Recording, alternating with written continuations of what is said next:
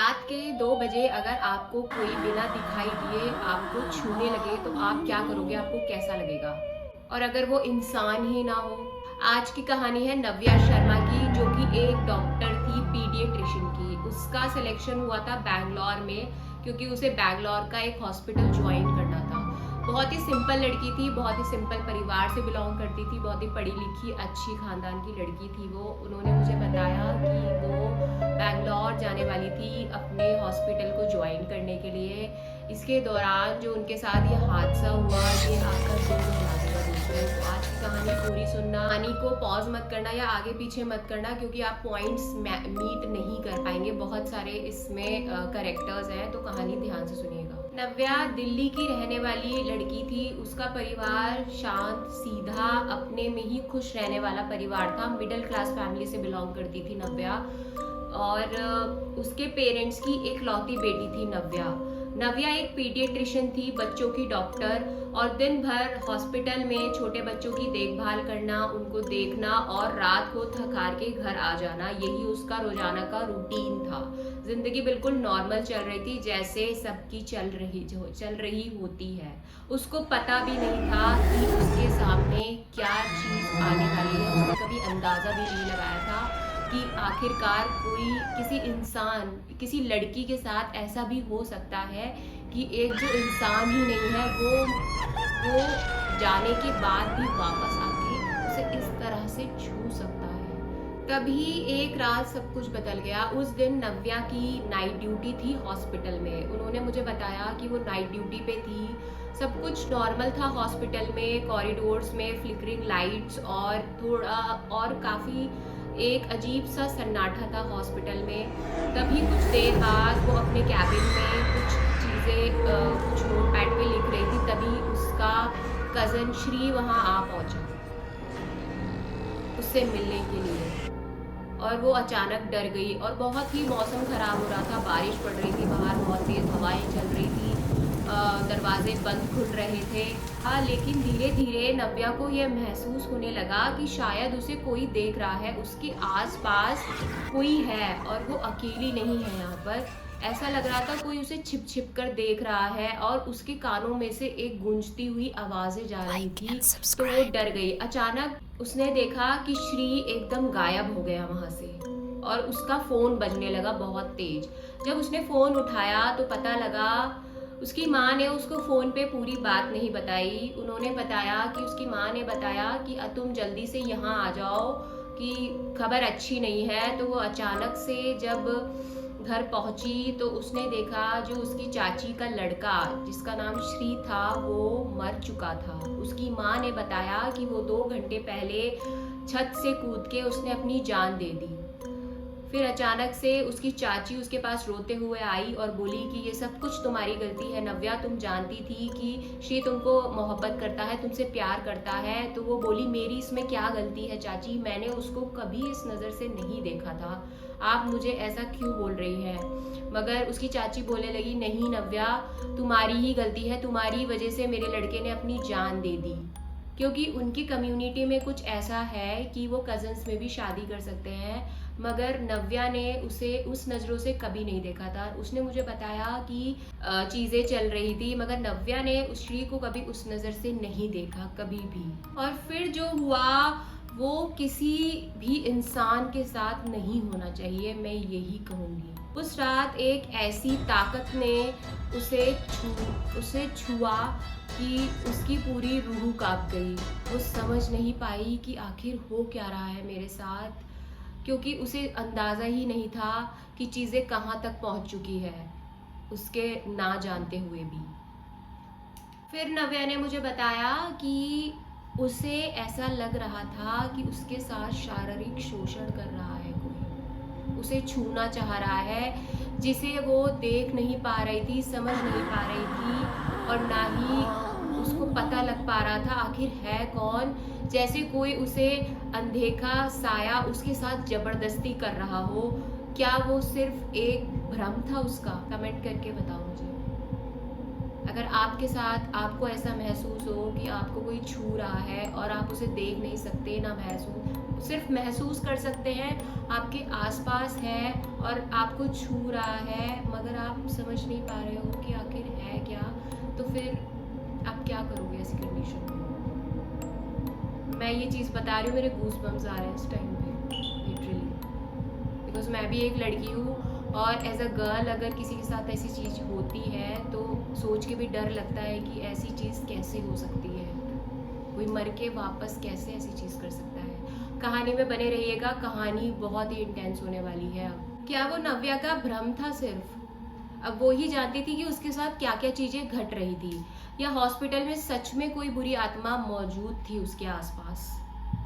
वो समझ नहीं पा रही थी और सबसे डरावनी बात ये थी कि ये बस अभी शुरुआत थी, जो कि वो नहीं जानती थी। एक रात क्या हुआ, नव्या ने मुझे बताया उन्होंने कि वो अगले दिन वो हॉस्पिटल गई, उसे अजीब सा लग रहा था, उसके साथ कुछ भी अच्छा नहीं हो रहा था, उसका दिन भी बहुत अजीब सा जा रहा था। तो वो अपनी शिफ्ट ख़त्म करके घर वापस आ रही थी। अचानक क्या हुआ, उसने जब वो लिफ्ट में गई तो लिफ्ट में अचानक से लाइट चली गई लिफ्ट की, क्योंकि जो कि नॉर्मल बात होती है कि लिफ्ट की लाइट चली गई। अचानक से क्या हुआ, लाइट जाते ही वो बहुत डर गई और वो चिल्लाने लगी कि कोई तो दरवाज़ा खोलो, कोई तो आसपास होगा। उसने इमरजेंसी बटन्स भी दबाए मगर कोई नहीं आया। फिर अचानक से लिफ्ट की लाइट फ्लिकरिंग करने लगी और उसे ऐसा लगा कि पीछे की ओर से किसी ने उसके हाथों को फैला के उसको पीछे से धक्का देते हुए उसे गलत तरीके से टच कर रहा था,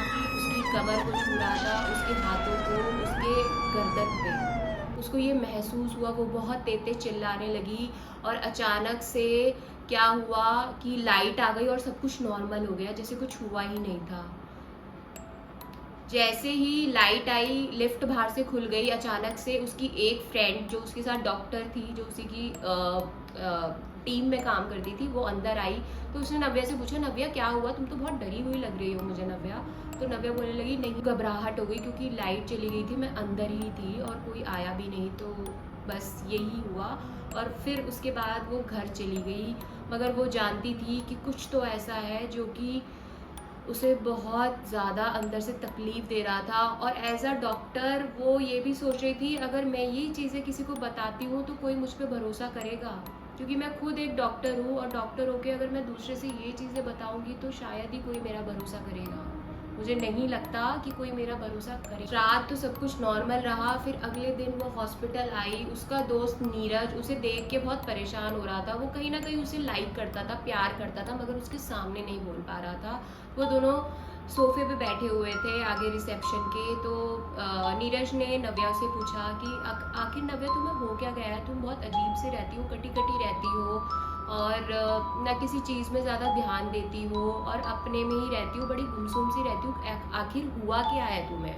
तो अचानक ही वो उसके थोड़ा क्लोज आके बैठ के बात करने लगा जब नीरज। तो वहाँ जो हम फिल्टर का पानी पीते हैं, फिल्टर की पूरी बॉटल नीचे गिर जाती है जैसे ही नीरज नव्या के हाथ पे अपना हाथ रखता है।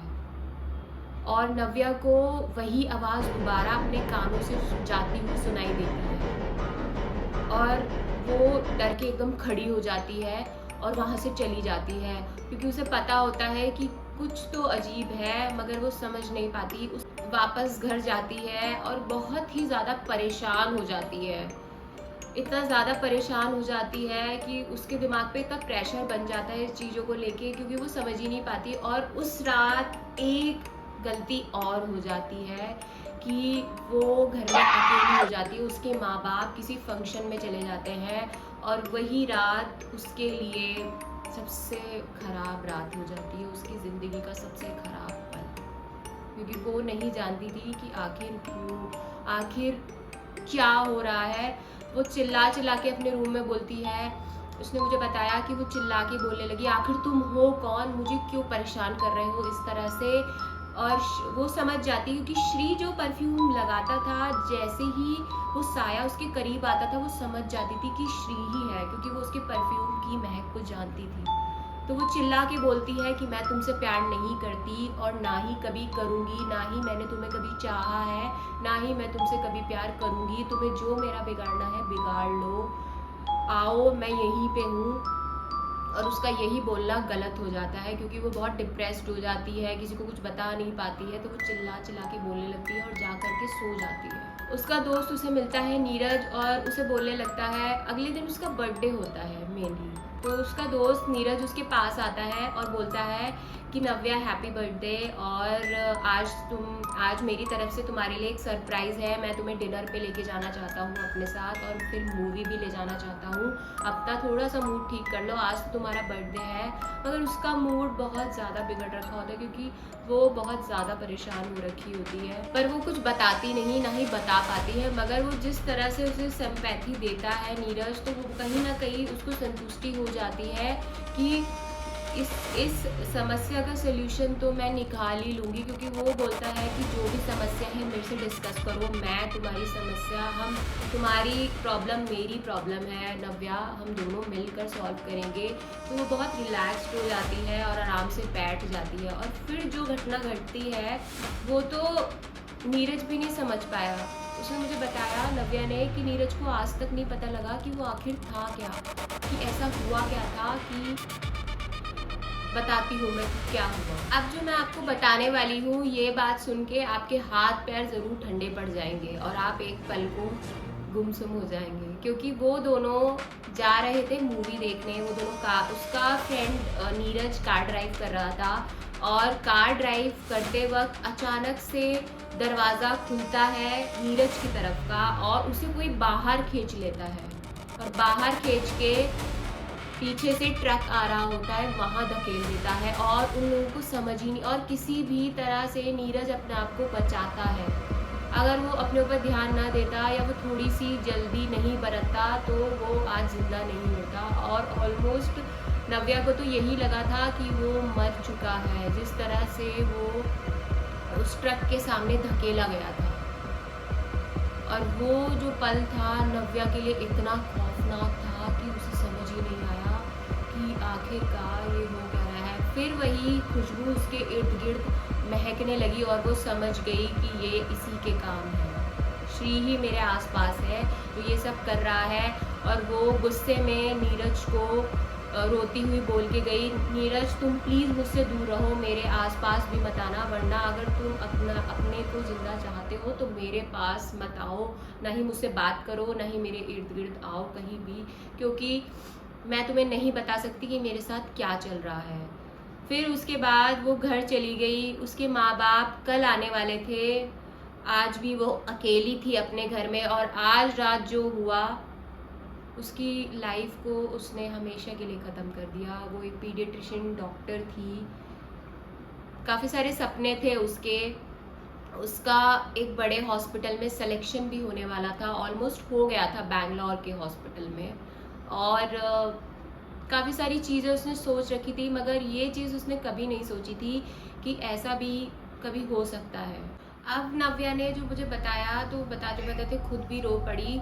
अब नव्या के साथ उस रात कुछ ऐसा हुआ कि ये उसके माँ बाप के लिए भी भरोसा करना बहुत मुश्किल हो गया था। वो रात को नॉर्मल खाना पीना खा के लेटी, और अचानक रात के 3 बजे बहुत गहरी नींद में थी, उसकी चादर धीरे धीरे नीचे आने लगी उसके पैरों के ऊपर से। और फिर जो हुआ, एक लड़की ने कुछ ऐसा महसूस किया जैसे उसका रियल में शारीरिक शोषण किया जा रहा हो, जैसे कोई इंसान शारीरिक शोषण कर रहा हो एक लड़की का। इस तरह से उसके साथ सारी एक्टिविटीज़ हुई उस रात। और जब सुबह हुई तो उसके माँ बाप सुबह सुबह वापस आए, तो देखा कि सारा कमरा बिखरा पड़ा है, सारी चीज़ें इधर उधर बिखरी पड़ी है। नव्या बेहोश पड़ी है, वो होश में नहीं थी। उसके हाथ पैरों पे निशान हैं, जैसे किसी ने उसको बहुत बुरी तरह से जकड़ के पकड़ा हो। और वो रोते हुए अपनी माँ के गले लग गई और बोलने लगी, माँ कि मेरे साथ शारीरिक शोषण हुआ है, मेरा बलात्कार हुआ है। और ये सुनते ही उन दोनों नव्या के माँ बाप का चेहरा उतर गया, और उनको समझ ही नहीं आया कि नव्या आखिर बोल क्या रही है। ये उसके माँ बाप तुरंत उसको हॉस्पिटल लेके गए, पास के हॉस्पिटल ले जाया गया नव्या को, और वहाँ जब टेस्ट वगैरह सब कुछ हुए तो पता लगा कि असलियत में शारीरिक शोषण हुआ था नव्या का। किसी ने शारीरिक शोषण किया था, मगर वो बता नहीं पा रही थी कि आखिर था कौन, क्योंकि वो डिफाइन कर ही नहीं पा रही थी। मगर उसने एक नाम ज़रूर बोला था कि ये श्री है मम्मी, मुझे श्री की खुशबू आती है। जब भी मैं अकेली होती हूँ, हवा चलती है, एक अजीब सी हवा चलती है, उसमें अजीब सी आवाज़ आती है और मुझे उसकी परफ्यूम की खुशबू आती है जब भी मैं अकेले होती हूँ। और उस रात भी मेरे साथ ऐसा ही हुआ। मैं बहुत गहरी नींद में थी उस रात, मुझे पता नहीं लगा, मगर जब मेरी आंखें खुली तो मुझे वही महक आ रही थी अपने पास से। डॉक्टर को दिखाया गया और नव्या अजीब सी हरकतें करने लगी थी। वो अपने आपे से बाहर हो रही थी, उसको बांधा गया हॉस्पिटल में बुरी तरह से। वो अजीब चीज़ें बोलने लगी और फिर डॉक्टरों ने भी मना कर दिया कि हमें नहीं समझ में आ रहा नव्या के साथ आखिर हुआ क्या है। नव्या का केस ही नहीं समझ में आ रहा था डॉक्टर्स को। उसके बाद उसके माँ बाप नव्या से मिलने गए और नव्या बहुत तेज रोने लगी और बोलने लगी, मम्मी पापा ये सब क्या हो रहा है, मेरा सारा करियर बर्बाद हो रहा है, मुझे समझ नहीं आ रहा है, मैं आखिर करूँ क्या। डॉक्टर्स ने उसे दवाई वगैरह दे के घर भेज दिया और बाकी ये पता नहीं लग पाया कि आखिर ये हुआ कैसे ये सब। मगर टेस्ट में ये सच आया था कि नव्या का शारीरिक शोषण हुआ है, वो भी इंसान के द्वारा नहीं। और ये चीज़ नव्या जानती थी कि वो इंसान ही नहीं था जिसने मेरा शारीरिक शोषण किया है। वो सबको बोलती रही कि मेरे साथ ऐसा हो रहा है वैसा हो रहा है, मगर एज अ डॉक्टर उसके साथ ऐसा हो रहा था और वो ये चीज़ें फील भी कर रही थी, उसने मुझे बताया। तो फिर वो घर ले गए उसके माँ बाप। आखिरकार घर ले जाके अचानक से उसकी माँ के दिमाग में एकदम बात आई। तो उसकी माँ ने क्या किया, उसकी माँ ने उसकी चाची को कॉल किया और चाची को कॉल करके बुलाया और नव्या की हालत दिखाई। बोला, देखो मेरी बेटी की हालत क्या हो गई है जब से तुम्हारा श्री गया है। आखिर ऐसा क्या हो गया है, मेरी नव्या को समझ नहीं आ रहा है। और वो सारी बातें उसे बताती है कि नव्या के साथ क्या क्या हो रहा है। उसके साथ शारीरिक शोषण तक हो रहा है। तब उसकी चाची अचानक रोने लगती है और बताती है कि मैं नव्या से चिढ़ गई थी, मेरे को नव्या पे बहुत गुस्सा था क्योंकि मैंने बचपन से ही सोच रखा था कि मैं श्री की शादी नव्या से करवाऊंगी, मगर नव्या ने मना कर दिया। तो उसकी माँ ने बोला, नव्या की माँ ने, कि नव्या ने कभी भी श्री को उस नज़रों से नहीं देखा तो कैसे ऐसे शादी कर लेते, ये जीवन भर का साथ है। उसके बाद उसकी चाची ने बताया कि मैं अपने ही जान पहचान के एक बाबा के पास गई थी, मैंने उनसे काला जादू करवा के श्री, अब जो मैं आपको बताने वाली हूँ ना, वो इंसानियत वाली बात तो बिल्कुल भी नहीं लगेगी और शायद एक माँ के लिए तो बिल्कुल भी नहीं। एक माँ होकर दूसरे बच्चे के साथ ऐसा करना, मुझे कहीं से कहीं तक नहीं लगता कि ये इंसानियत है। उसकी श्री की माँ ने क्या करा, साधु के पास जाके काला जादू करवाया और श्री की आत्मा को वापस बुलवाया मरने के बाद। जी हाँ दोस्तों, उसकी माँ ने उसकी आत्मा को दोबारा बुलाया और उसकी जो इच्छाएं थी, क्योंकि उसकी जो मृत्यु हुई थी, श्री की मृत्यु अकाल मृत्यु थी। अकाल मृत्यु में वो अकाल मृत्यु मर गया था और मैं मानती हूँ वो नव्या से प्यार करता था, मगर देखो प्यार इस तरीके से नहीं होता, प्यार कभी ज़बरदस्ती से किसी से नहीं किया जा सकता। मगर उसकी माँ ने जो किया, ये कहीं से कहीं तक भी इंसानियत वाली चीज़ नहीं थी। उसने एक लड़की की पूरी ज़िंदगी बर्बाद कर दी। उसके बाद उसने बताया कि मैंने श्री की आत्मा को वापस बुलवाया था और उसे उसकी श्री की माँ को ये नहीं पता था कि श्री आने के बाद ये सब भी कर सकता है। मगर उसके बाद उसकी चाची ने ही उनको निवारण भी बताया। उनको बताया यहाँ से 5 किलोमीटर पे एक आश्रम है जहाँ इस सारी चीज़ों का निवारण होता है। नव्या को 3 महीने वहाँ इलाज के लिए भेजा गया। नव्या का इलाज शुरू कराया गया वहाँ पे इलाज होता था आयुर्वेदिक तरीके से। और वहाँ के बाबा ने कुछ ऐसी चीज़ें बताई आत्माओं के बारे में कि जो आप जानोगे ना तो दंग रह जाओगे। दोस्तों, कहानी में बने रहिएगा। ये जो लास्ट पार्ट है ये बहुत मेन पार्ट है, इसको मिस मत करिएगा, ना ही आगे करना ना पीछे करना। मिलती हूँ नेक्स्ट क्लिप में। तो दोस्तों फिर बाबा ने एक ऐसी बात बताई कि आप अगर सुनेंगे तो हैरान रह जाएंगे। क्या एक आत्मा किसी जिंदा इंसान के साथ पति या पत्नी जैसा रिश्ता रख सकती है? बाबा ने बताया हाँ, रख सकती है, क्योंकि अगर किसी आत्मा की मृत्यु उसकी इच्छाएं बगैर पूरी हुए ही हो जाती है तो उनकी आत्मा भटकती रहती है।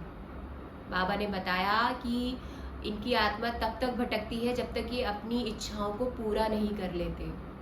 और उन्होंने ही बताया कि उनके सामने 3 ऐसे केस आ चुके हैं। तीसरा केस नव्या का था, 2 केस ऑलरेडी आ चुके हैं। एक केस में ये था कि एक लड़के को थप्पड़ मारा गया, बार बार थप्पड़ मार रहा था कोई हवा में, मगर पता नहीं लग पा रहा था आखिर हो क्या रहा है, क्योंकि उसकी जलन, जैसे अब नव्या नीरज को चाहती थी तो वो चिढ़ गया, तो श्री की आत्मा उससे नाराज हो गई थी कि इसने मुझे धोखा देके ये नीरज से प्यार कैसे कर सकती है। तो वो जलन की भावना, वो बदले लेने की भावना उसके अंदर आ गई थी, तो उसने इस तरह से बदला लेना चाहा। मगर ये बहुत रेयर केस होते हैं, और रेयर केस कहने का मतलब है बहुत खतरनाक केस होते हैं। और इस केस में तो ये पता लगा कि उसकी माँ ने ही अपने बेटे की आत्मा को वापस बुलाया था। भले ही उसकी अकाल मृत्यु हुई थी मगर उसने अपनी जान खुद ली थी। और इस आत्मा से, ये आत्मा इतनी ज़्यादा शक्तिशाली थी श्री की आत्मा की, उसके बाद बाबा ने 3 से लेके 4 महीने तक नव्या का आयुर्वेदिक तरीके से इलाज करवाया, उसकी पूजाएं चली, और तब जाके नव्या आज बताती है कि उसकी नीरज से बात होती है। शायद वो कभी एक साथ होंगे, मगर उसका जो अंदर से शरीर है वो खोखला हो चुका है नव्या का। वो आज अब बिल्कुल वैसी नहीं रही जैसे पहले थी। उसके अंदर अभी भी बहुत डर है, वो कभी बाहर अकेले नहीं जा सकती है, उसे अकेले में डर लगता है। वो आज भी सोचती है कि वो मुंबई चली जाए या बैंगलोर चली जाए हॉस्पिटल ज्वाइन करने, मगर उसकी हिम्मत ही नहीं होती कि वो चली जाए, क्योंकि उसका पैशन था डॉक्टर उसका एक पैशन था, उसका पूरे दिन का काम था। उसे इस चीज़ में बहुत मज़ा आता था, बच्चों का इलाज करने में, उनकी सेवा करने में।